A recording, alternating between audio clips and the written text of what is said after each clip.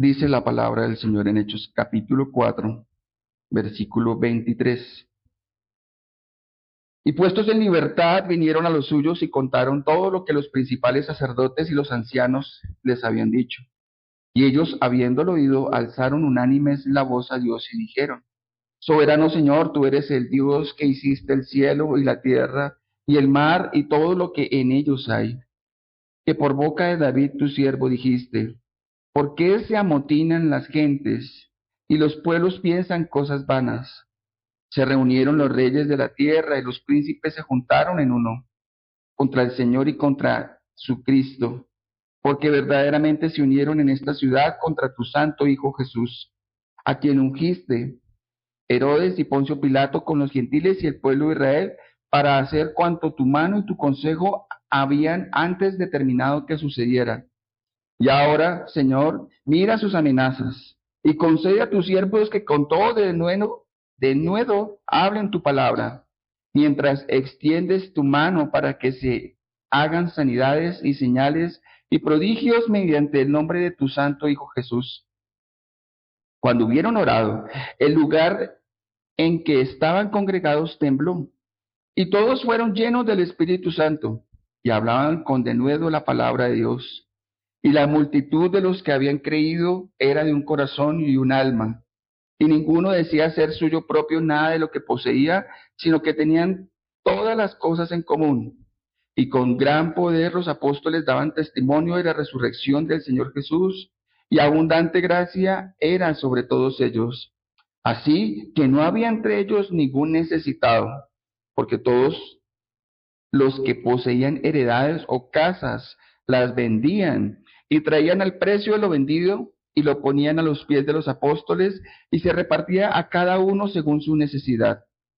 Entonces José, a quien los apóstoles pusieron por sobrenombre Bernabé, que traducido es hijo de consolación, levita natural de Chipre, como tenía una heredad, la vendió y trajo el precio y la puso a los pies de los apóstoles. Yo creo que el Señor en las últimas semanas nos ha venido hablando casi como del mismo tema, incluso en la prédica de la Navidad. Hermanos, la verdadera prueba de nuestra fe no es lo que confesamos cuando nadie nos contradice, sino lo que creemos cuando seguir a Cristo tiene un costo. Les voy a volver a repetir esa frase. La verdadera prueba de nuestra fe no es lo que confesamos cuando nadie nos contradice, sino lo que creemos cuando seguir a Cristo tiene un costo. Uno de los mayores desafíos de la vida cristiana no es entender lo que creemos, sino permanecer firmes cuando creer tiene un costo. Todos sabemos que confesar a Cristo en un entorno favorable es fácil, cuando no tiene consecuencias visibles, cuando mi fe no incomoda a nadie, está bien. Pero ¿qué ocurre cuando el evangelio empieza a generar rechazo? Cuando confesar a Cristo trae presión, trae amenazas, trae pérdida. El texto que nosotros estudiamos hoy nos presenta una iglesia que enfrenta esa realidad por primera vez. No se trata todavía de una persecución sangrienta, todavía no se van a tener que exponer a los leones, todavía no van a tener que enfrentar la muerte. Es una intimidación oficial, es el intento por silenciar el nombre de Jesús mediante el miedo. Y la pregunta central del pasaje no es si la iglesia será presionada. La pregunta no es si nosotros seremos presionados por causa de la fe. Quizás usted no es consciente, eso ya está ocurriendo en nuestra vida. Sino la pregunta sería si tenemos la valentía o somos conscientes de la opresión que estamos viviendo por causa de la fe y tendremos la valentía para perseverar en ella. Este texto es clave porque nos muestra que la valentía cristiana no surge de una personalidad fuerte, no surge de una estrategia bien diseñada, ni un espíritu combativo, surge de un evangelio que es correctamente entendido, profundamente creído y comunitariamente vivido. Por eso el título de este mensaje es La valentía que nace del evangelio. Recordemos la historia. Pedro y Juan regresan después de haber sido confrontados o amenazados en el Sanedrín. El Sanedrín eran estos 70 hombres, la máxima autoridad religiosa de Israel. Ellos han sido interrogados por las mismas personas que habían matado a Jesús. Ellos saben que sus amenazas no son simbólicas. Sin embargo, el texto no nos muestra a dos hombres traumatizados. Recuerden, ellos vuelven a la iglesia. No están dos hombres simplemente quejándose, victimizándose, sino que usted encuentra dos testigos firmes que regresan a la iglesia con un reporte, y no para generar pánico, y para generar una victimización o para que tengan misericordia de ellos, no. Ellos llegan después de haber sido amenazados a muerte y comunican esto a la iglesia para fortalecer la fe de la iglesia. Y aquí vemos algo crucial. La iglesia primitiva no enfrentaba la oposición desde el individualismo. Y esto es tan difícil de entender en esta época de nuestra historia de la humanidad, sino que la oposición se enfrenta desde la comunión. Este regreso a la comunidad no es un simple detalle narrativo, sino es una declaración teológica. La misión cristiana nunca fue diseñada para ser vivida en soledad. La valentía cristiana se vive en una comunidad. Quizás nosotros somos aquí pocos, pero no alcanzamos a entender o a visualizar cuántas personas no están orando por esta reunión en esta mañana. Hermanos, no somos personas que podemos vivir nuestra fe aisladamente. Dios ha destinado su iglesia para poder compartirla, vivirla y ser edificados. ¿Cuál es la respuesta de la iglesia? La respuesta de la iglesia no es, tenemos que hacer esto, una inmediata acción, no es una protesta, pero tampoco es un silencio estratégico. Es oración, pero no cualquier oración. Es una oración que no se centra en el problema, es una oración que se centra en Dios. No es una oración que pide alivio, es una oración que pide fidelidad. No es una oración que busca sobrevivir, es una oración que busca glorificar a Cristo. Y esto es importante, porque cuando nosotros pasamos por la tribulación, por la prueba, nuestra oración normalmente es quejas y pedirle al Señor que resuelva prontamente nuestra situación. O cámbiame rápido a mi esposo, cámbiame rápido a mi esposa, cambia a mis hijos, cambia a mi jefe, cambia esta situación. Señor, que la iglesia se llene ya, por favor. Estamos orando para que el Señor responda inmediatamente y resuelva todos nuestros problemas, cuando ni siquiera entendemos por qué es que el Señor nos pone en determinada situación. Hermanos, en la prédica de la Navidad debemos recordar que Jesucristo vino voluntariamente a este mundo con un propósito, obedecer al Padre, pero que incluso desde antes de su encarnación ya había una persecución para él. María estaba embarazada y ya estaba siendo amenazada la vida de este Salvador. El nacimiento de Cristo no ocurrió en un ambiente neutral, no ocurrió en un ambiente pacífico. Desde sus primeros días de vida, el Hijo de Dios estuvo marcada su vida por la hostilidad del poder. Herodes, al sentirse amenazado, buscó destruirlo. Antes de que Jesús predicara un solo sermón, antes de que hiciera el primer milagro, ya Cristo enfrentaba oposición. Hermanos, el camino de la obediencia comenzó en medio de la persecución. Y esto nos enseña algo crucial, hermanos. La oposición no aparece porque fallamos necesariamente. La oposición no aparece porque usted tiene un pecado escondido. La oposición surge simplemente porque es una condición innata del cristiano que vive su fe. Muchas veces somos fieles. Y entre más fidelidad vivamos a las Escrituras, mayor oposición tendremos a ellas. Sería más fácil nosotros ceder en ciertas doctrinas de nosotros y probablemente tendríamos mayor comunión con otros. Pero el Señor nos ha enseñado un camino, el Señor nos ha enseñado una verdad. y debemos ser fieles al Evangelio, y en esto es donde realmente seremos evaluados como cristianos, en qué tan fieles somos a las verdades que Él nos enseña. Nosotros no vivimos bajo Herodes, no tenemos un Sanedrín, no tenemos cárceles esperando para ser encerrados, ni tenemos unos leones preparados, pero esto no significa que no exista oposición. La pregunta no es si hay amenazas, sino dónde se manifiestan hoy. Y si hiciéramos un análisis de todas las iglesias del mundo, hiciéramos un análisis de todas las familias que asisten en el mundo a nuestras congregaciones, encontraríamos que la mayor parte de donde encontramos amenazas, tensiones, oposición, es en el mismo núcleo familiar. La persecución moderna rara vez se presenta con una violencia directa, más bien se disfraza de comodidad, de un silencio apacible. Mejor vivamos una fe privada, una fe que no tenga que usted estar en confrontación con otros o pelear con otros. No se dice que neguemos a Cristo voluntariamente. No se nos encarcela por predicar, pero se nos presiona para que no vivamos conforme a las convicciones visibles de la iglesia.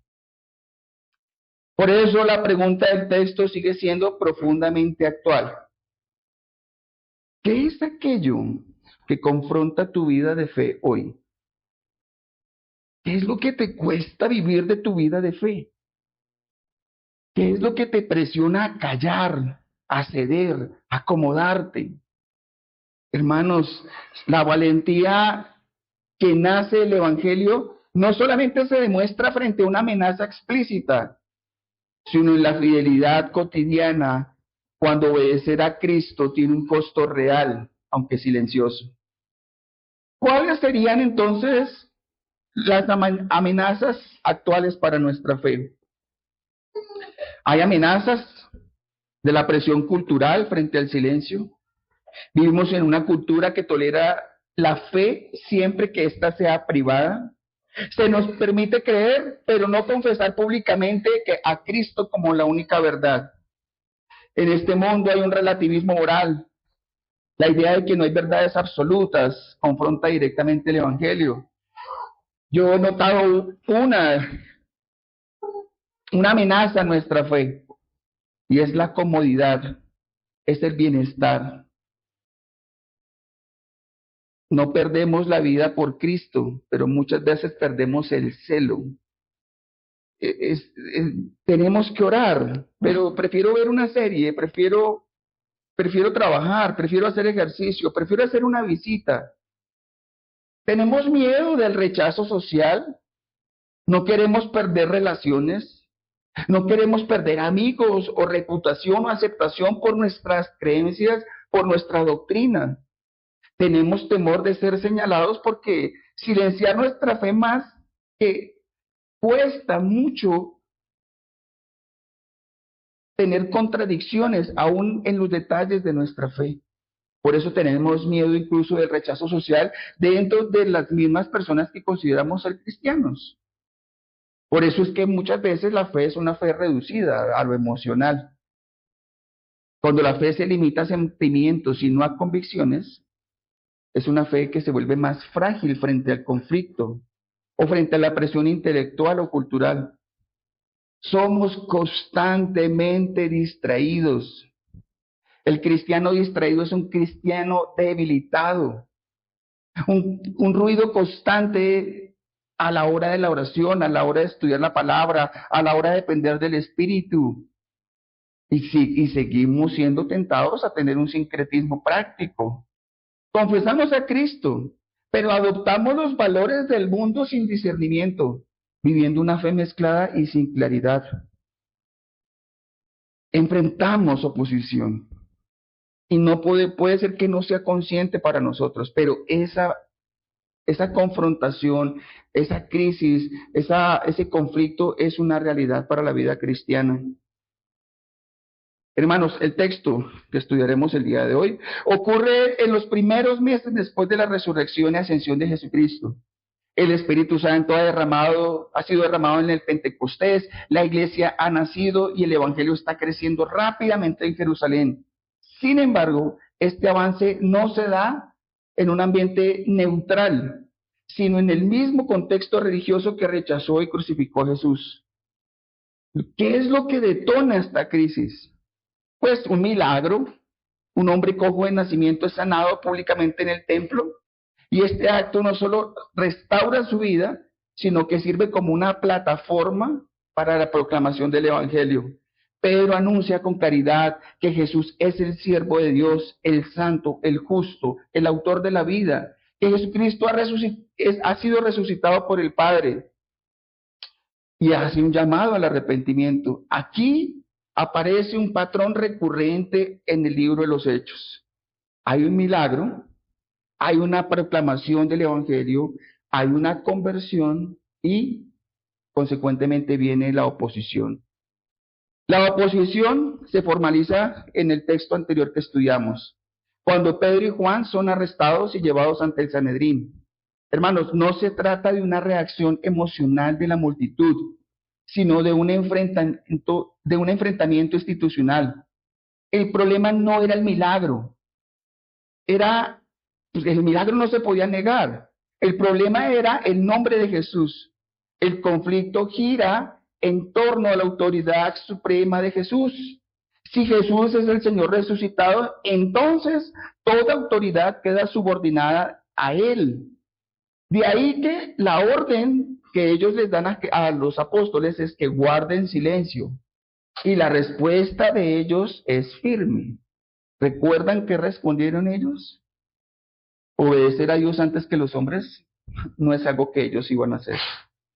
Ellos son liberados. Pedro y Juan regresan a la comunidad, eso ocurre en Hechos 4:23. Y la iglesia responde no con una estrategia humana, no con temor, sino con una oración profundamente bíblica. Ellos interpretan la persecución a la luz del Salmo 2. Y esta oración revela una iglesia doctrinalmente sólida, convencida de que incluso la oposición humana está bajo la soberanía de Dios. El pasaje culmina mostrando el fruto visible del Evangelio. La iglesia es llena del Espíritu Santo. La palabra se proclama con valentía y la comunidad es transformada. La unidad, la generosidad y el cuidado mutuo son el programa social de la iglesia. No es una expresión neutral de la iglesia el ser unánimes. Eso muestra, son los frutos de una iglesia que es gobernada por el Espíritu Santo.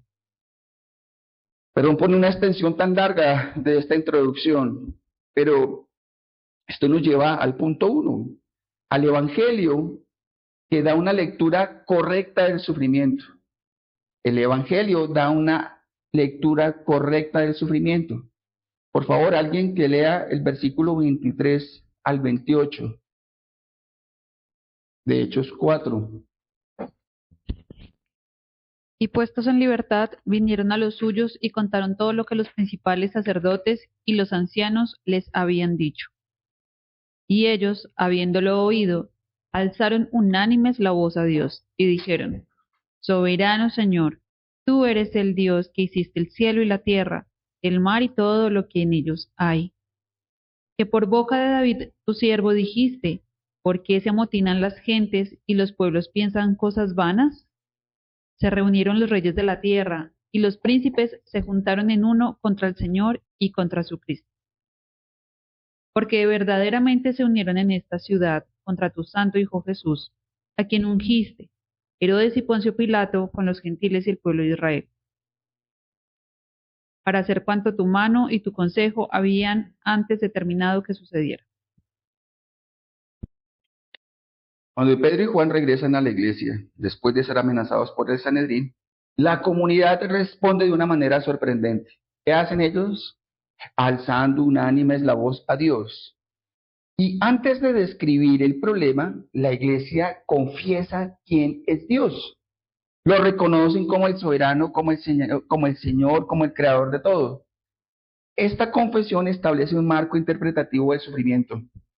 La iglesia no comienza diciendo, Señor, mira lo que me hicieron, sino, Señor, tú hiciste el cielo, la tierra y el mar.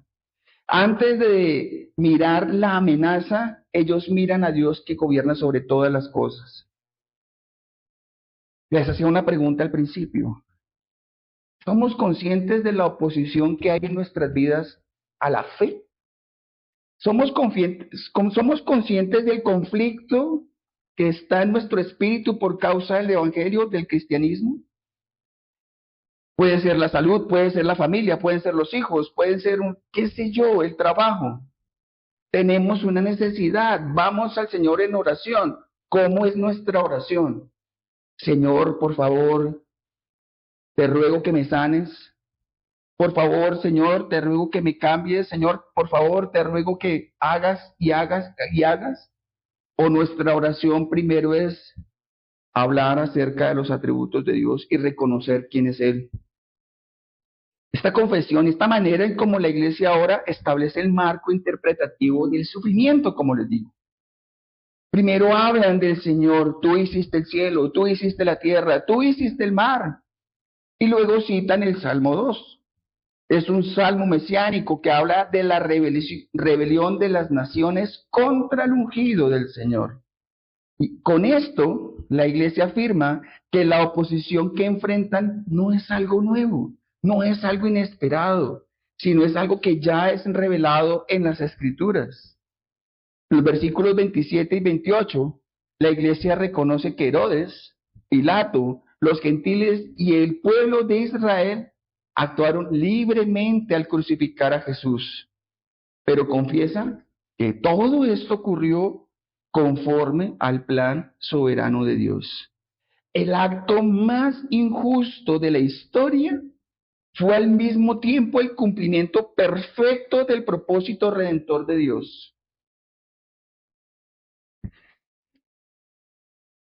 Hermanos, nosotros tenemos tantas cosas por las que tenemos que estar agradecidos a Dios. Tantas. Y normalmente nuestras oraciones están cargadas de queja. Estos hombres habían puesto su vida en riesgo por la predicación del Evangelio. Van a la iglesia y cuando van a la iglesia, la oración de la iglesia es adorar al Señor. Este texto nos confronta con la manera en que nosotros interpretamos nuestras propias dificultades. Por un lado, nosotros no queremos que las personas las conozcan, queremos esconderlas. Queremos ser familias, no sé cómo es el término, instagramiables, ser familias perfectas, familias que no lloran, que no luchan, o líderes que no sufren, que no se entristecen, que no se lamentan, con familias perfectas. Y nuestras luchas y nuestras dificultades, mejor me las callo. Y muchas veces leemos el sufrimiento como una señal de que algo salió mal. Y entonces mejor yo no confieso que estoy luchando con esto, porque si confieso que estoy luchando con esto, seguramente me van a decir que estoy pecando, o seguramente la iglesia empezará a murmurar. ¿Será que Dios se ausentó? ¿O que mi obediencia no valió la pena? Y a veces vamos al otro extremo. Entonces tenemos que enfrentar una lucha, pero entonces nosotros nos ponemos en la posición de que somos buenos, de que estamos sirviendo al Señor, de que hemos ofrendado, de que hemos ayunado, de que hemos dado, de que hemos servido. Y entonces, Señor, ¿cómo me permites que mi hija o mi hijo o que mi situación esté así? La iglesia primitiva nos enseña otra cosa muy diferente. El sufrimiento por causa de Cristo no es una interrupción del plan de Dios, es parte de Él. La pregunta no es si enfrentaremos oposición por vivir y confesar el Evangelio, sino cómo la interpretamos. Miren, solamente como por ilustrarlo, sigo estudiando sobre salud mental y ese tipo de cosas. 8 de cada 10 suicidios son de hombres. De cada 10 personas que se matan, 8 son hombres. Y el 75% de las personas que consultan por depresión o por ideas de muerte son mujeres. Los hombres nos callamos, los hombres no hablamos esa parte, nos las tragamos, vivimos con eso por dentro. Esto es lo mismo que muchas veces ocurre en la iglesia. Esto es muchas veces lo que ocurre con el cristiano. ¿Cómo estás? Bien, en victoria. Todo lo puedo en Cristo que me fortalece. Y muchas veces son personas que están rotas, que no quieren vivir, que no están durmiendo bien, que no se autoperciben de una manera agradable, que no se quieren mirar en el espejo, que se avergüenzan, que sienten fracaso, que sienten que su vida no vale nada. Y puede ser que a usted nadie le esté diciendo, niegue a Cristo. Pero todas estas situaciones que vive en su autopercepción o con el fracaso o con la idea de una vida exitosa, ponen en confrontación su fe. ¿Será que en verdad Cristo es real? ¿Será que en verdad el Evangelio y Cristo es una idea real o simplemente es otro cuento más? Hermanos, para eso es la iglesia. En la iglesia no existen superhombres o supermujeres o personas que no pequen. No sé quién es el que lo dice, pero la diferencia entre un creyente y un no creyente realmente es gracia. Y a la luz exterior quizás ni siquiera la diferenciamos. Una iglesia que no tiene una lectura bíblica del sufrimiento se paraliza o se amarga o negocia su fidelidad. Hermanos, estamos pagando un precio pequeñito, mínimo, por ser fieles a lo que la doctrina bíblica dice. Quizás sería más fácil ceder a algunas doctrinas que para algunos no son fundamentales y tendríamos un grupo más grande o nos adheriríamos a otra iglesia con mayor número de personas. Eso sería ser infiel. Y eso sí sería ser un fracasado. Hermanos, este pasaje teológicamente nos enseña que la cruz es la clave para interpretar el sufrimiento cristiano. Si Dios usó la conspiración humana, la injusticia, la violencia para traer salvación al mundo, entonces ningún sufrimiento del creyente queda fuera de un propósito soberano. Aquí vemos claramente la tensión bíblica entre la responsabilidad humana y la soberanía divina. Los hombres somos culpables, pero Dios es soberano. Y esta verdad no elimina el dolor, pero le da sentido. No glorificamos el sufrimiento, tampoco estamos aquí victimizándonos y dándole gloria al sufrimiento, y tampoco estamos acá torturados por la causa de Cristo. Al contrario, depende cómo nosotros interpretamos la manera en cómo sufrimos. La iglesia no minimiza la persecución, pero tampoco magnifica el poder de sus enemigos. Dios sigue siendo el centro, el trono sigue ocupado y la historia de la humanidad sigue bajo el control de Dios. Con esta comprensión, la iglesia no se encierra en el temor, ni se detiene a lamentarse. Ayuno de 40 días para lamentarnos. No. Al contrario, una correcta lectura del sufrimiento conduce naturalmente a una oración correcta. Por eso, después de afirmar quién es Dios y cómo Él gobierna incluso frente a la oposición, la iglesia ora de una manera específica y valiente. Lo que nos lleva al punto 2. El Evangelio produce una oración valiente. El Evangelio que produce una oración valiente. Versículos 29 al 31. Otra persona que lea, por favor. Y ahora, Señor, mira sus amenazas y concede a tus siervos que con todo denuedo hablen tu palabra, mientras extiendes tu mano para que se hagan sanidades y señales y prodigios mediante el nombre de tu Santo Hijo Jesús. Cuando hubieron orado, el lugar en que estaban congregados tembló, y todos fueron llenos del Espíritu Santo y hablaban con Dios, con denuedo, la palabra de Dios. Después que ellos interpretan correctamente el sufrimiento, la iglesia ora, pero lo que pide revela profundamente el entendimiento que ellos tienen del Evangelio. La iglesia no pide que cesen las amenazas, ni que Dios cambie las circunstancias, ni que los enemigos sean eliminados. Pide algo más desafiante. Hermanos, ¿cuántas de nuestras oraciones no se centran es ahí? En que Dios cambie las circunstancias, en que nuestros enemigos sean eliminados. Dice, y ahora, Señor, mira sus amenazas y concede a tus siervos que con todo de nuevo hable tu palabra. ¿Cuántos de nosotros hemos orado para que Dios nos haga más dadivosos? ¿Cuántos de nosotros hemos orado, Señor, hazme una persona que ayude a más personas? ¿Cuántos de nosotros hemos orado conscientemente por no seguir siendo tan egoístas? ¿Cuántos de nosotros hemos orado para que el Señor nos ayude a morir más a nosotros, más para servir a otras personas? Nuestra oración es tan egocéntrica que hasta ahí pecamos.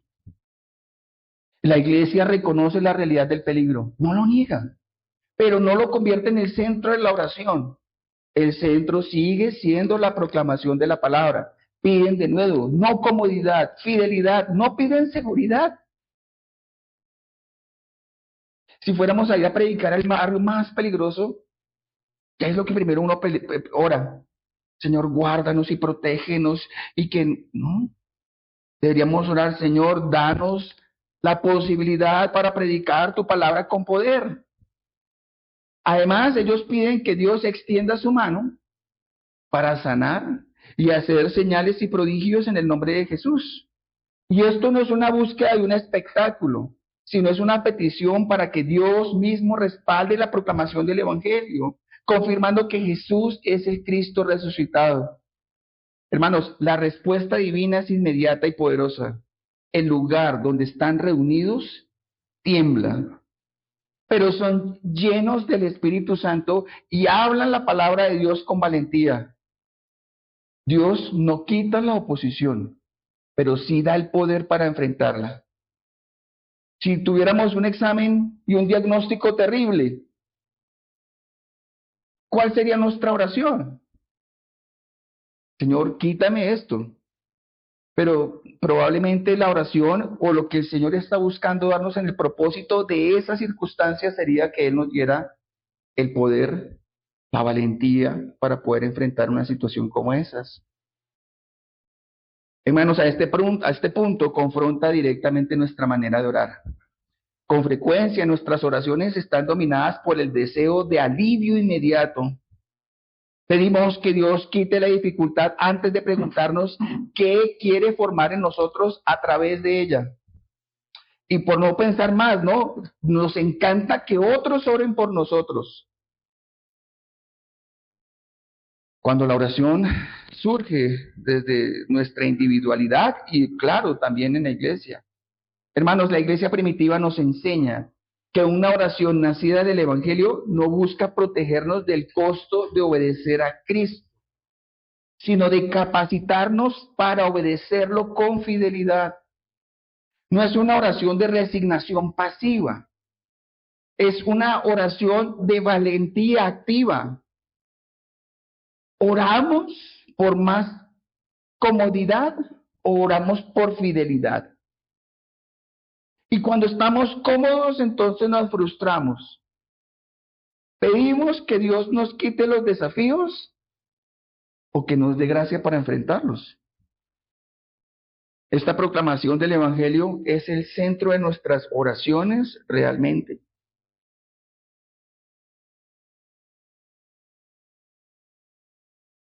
Teológicamente, esta oración revela una profunda confianza en la obra continua del Espíritu Santo. Aunque ellos ya habían sido llenos en el Pentecostés, ahora vuelve el Espíritu Santo y los llena nuevamente.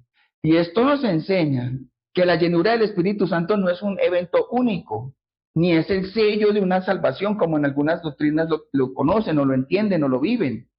No, la llenura del Espíritu Santo es una dependencia constante a Él. La oración también muestra que el poder de Dios no se manifiesta principalmente quitando la oposición, El poder de Dios se manifiesta fortaleciendo a su pueblo para perseverar. El Espíritu no fue dado para hacernos cómodos, sino para hacernos fieles. Hermanos, además la oración es profundamente cristocéntrica. Todo ocurre en el nombre de Jesús. La valentía, la proclamación y las obras poderosas están orientadas a exaltar a Cristo. La respuesta de Dios a esta oración no termina en palabras valientes desde el púlpito. El poder del Espíritu Santo se manifiesta también en la manera en que una iglesia vive junta. Y otra vez volvemos a ese punto. Seamos 50, seamos 100, seamos 10, seamos 500, seamos 5,000, lo que el Señor en su misericordia y su gracia nos permita vivir como iglesia. El Evangelio, que es vivido realmente en nosotros como iglesia, nos transforma de tal manera que podamos vivir en unidad. Eso está del versículo 32 al 37. Alguien que lo lea por favor nuevamente.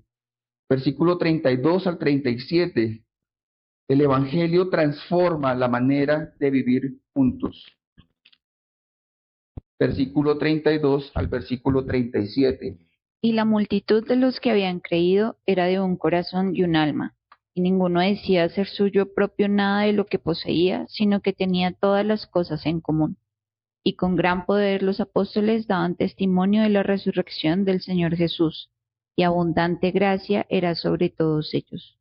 Así que no había entre ellos ningún necesitado, porque todos los que poseían heredades o casas las vendían y traían el precio de lo vendido, y lo ponían a los pies de los apóstoles, y se repartían a cada uno según su necesidad. Entonces José, a quien los apóstoles pusieron por sobrenombre Bernabé, que traducido es Hijo de Consolación, levita natural de Chipre, como tenía una heredad, la vendió y trajo el precio y lo puso a los pies de los apóstoles. El Evangelio transforma la manera en que vivimos juntos. Después de la oración y la llenura del Espíritu Santo, Lucas muestra que el resultado visible de esta obra es una comunidad que es transformada. El versículo 32 comienza diciendo que la multitud de los que habían crecido eran de un corazón y un alma. La unidad no es organizacional, es espiritual. No nace de acuerdos humanos, sino de una fe que compartimos en Cristo. Hermanos, esa unidad se expresa de una manera concreta. Nadie consideraba suyos los bienes que poseía, sino que todos lo tenían en común. Y esto no, ya lo estudiamos en otro pasaje, no estamos acá describiendo el comunismo ni el socialismo, esto no está describiendo la abolición de la propiedad privada, sino una disposición radical del corazón a compartir. Los recursos dejan de ser instrumentos de control y se convierten en medios de servicio. Al mismo tiempo, los apóstoles continúan dando testimonio con gran poder de la resurrección del Señor Jesús. La proclamación y la vida comunitaria avanzan juntas. El texto dice que abundante gracia era sobre todos ellos, y esa gracia se hace visible en el cuidado de los necesitados. Hermanos, el ejemplo de José, llamado Bernabé, resume el espíritu de la comunidad. Su generosidad no busca reconocimiento, sino edificación. Su nombre, Hijo de Consolación, refleja el carácter de una iglesia que vive el Evangelio de una manera tangible.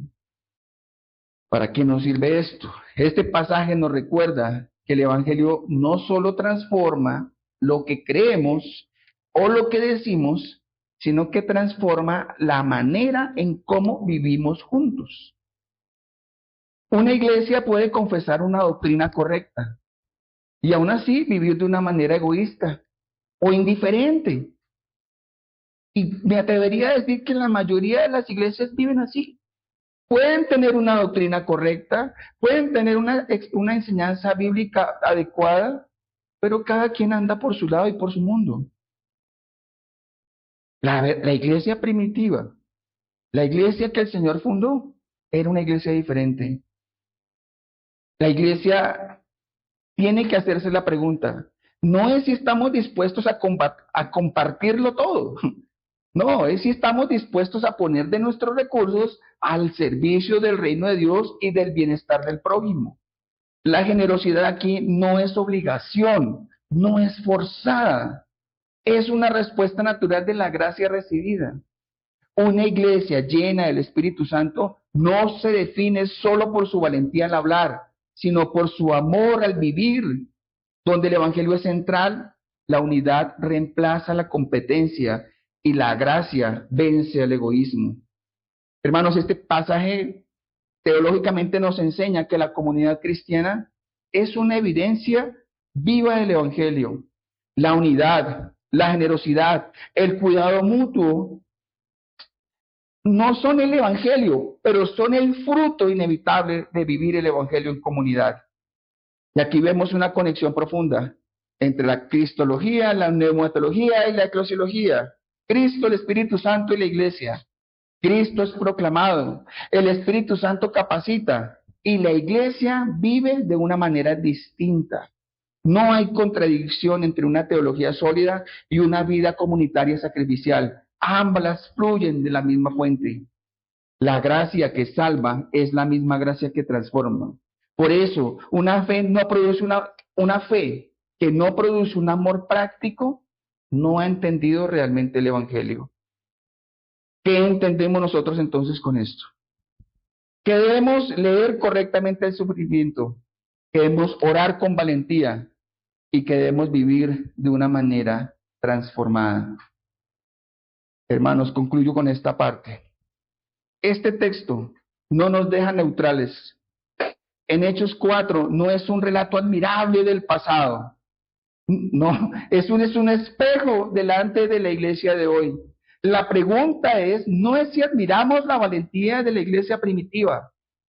Es que la tarea de nosotros es ser como estos hombres. Y es ver si estamos dispuestos a vivir desde ese mismo evangelio que ellos vivieron. Cristo fue rechazado, amenazado, crucificado, no porque falló, sino porque fue fiel hasta el final. Y ese mismo Cristo resucitado nos llama hoy a vivir una fe que no se esconde, a una obediencia que no negocia, a una vida que no se acomoda al silencio conveniente. Tal vez no enfrentemos cárceles ni decretos oficiales, pero estoy seguro que enfrentamos presiones reales. El temor al rechazo, el temor a perder nuestra comodidad, el temor a ser un fracasado en relación a lo que dice la cultura, a lo que dice la sociedad, el deseo de encajar, la tentación de callar en lo que creemos porque puede incomodar a otros o porque podemos perder amigos o comunidad o familia. Y ante esto el Evangelio nos confronta con la pregunta: ¿a quién estamos obedeciendo realmente? Pregúntate tú, ¿a quién estás obedeciendo realmente? ¿Tu propósito en la vida cuál es? Y si tu propósito en la vida es es porque estás obedeciendo ¿qué? ¿Las Escrituras? ¿A Cristo? ¿O a la sociedad? ¿O a la cultura? ¿O a tu ego? ¿O a tu yo? ¿Tu propósito en la vida es la respuesta de la fidelidad a Cristo? La iglesia de los Hechos no pidió que Dios quitara el costo de seguirlo.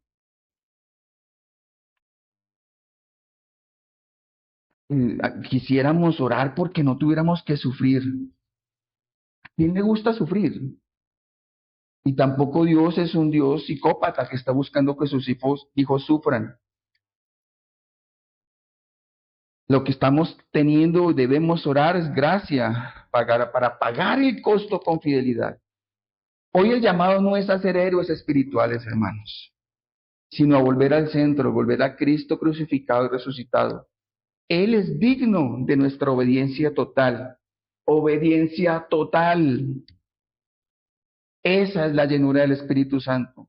Es cuando le damos libertad a Él para que llegue a todas las áreas de nuestra vida. En nuestro matrimonio, con nuestros hijos, en nuestro tiempo libre, en nuestro orgullo, en nuestro ego, en nuestra soberbia, en el plan de vida. es que el Espíritu Santo llegue y permee y controle todas las áreas de nuestra vida. Hermanos, es la decisión más sabia, más coherente, más inteligente. Es decirle al Dios creador del cielo, del universo, de la tierra, al dueño del oro, de la plata, de todo cuanto existe, a quien conoce el futuro, guíame. No hacerlos estúpidos, hermanos. Querer ser más sabio que Dios, tener mejores ideas que Dios o mejores planes que Dios es estúpido. Debemos entregar nuestra vida por completo a Él. Porque si aún sufriéramos y si aún padeciéramos por causa de Él, estamos con Él. El llamado correcto es, si hemos reducido nuestra fe al silencio cómodo, volvamos a confesar a Cristo con claridad. Si hemos orado más por alivio que por fidelidad, aprendamos a orar como la iglesia oró. Si hemos vivido una fe individualista, volvamos a vivir la fe como cuerpo, con generosidad, con amor visible. Hermanos, la valentía que Dios demanda no nace de nosotros, nace del Evangelio. Y cuando Cristo ocupa el centro, la iglesia no necesita condiciones favorables para ser fiel. Obedezcamos a Dios antes que los hombres, porque Cristo ya venció. Es sencillo. Obedezcamos a Dios antes que los hombres. Obedece a Dios antes que a ti mismo. Vamos a orar y cantamos